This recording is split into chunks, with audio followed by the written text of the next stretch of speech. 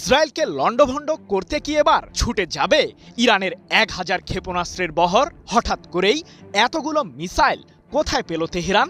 Saudi আরব, কাতার ও Kuwait সহ মধ্যপ্রাচ্যের অন্তত 8টি দেশে থাকা যুক্তরাষ্ট্রের 20টি সামরিক ঘাঁটিকে সাম্প্রতিক যুদ্ধে মিসাইল দিয়েই গুঁড়িয়ে দিয়েছে ইরান, এমনটাই দাবি আন্তর্জাতিক সংবাদ মাধ্যমগুলোর। কিন্তু ইরানের ছোড়া ক্ষেপণাস্ত্রগুলোকে কেন প্রতিহত করতে ব্যর্থ হয়েছে মার্কিন কেন্দ্রীয় কমান্ড? প্রশ্ন হলো, ইরানের বিরুদ্ধে আগ্রাসনে কি তাহলে কোনো স্বার্থই অর্জন করতে পারেনি যুক্তরাষ্ট্র ইসরায়েল?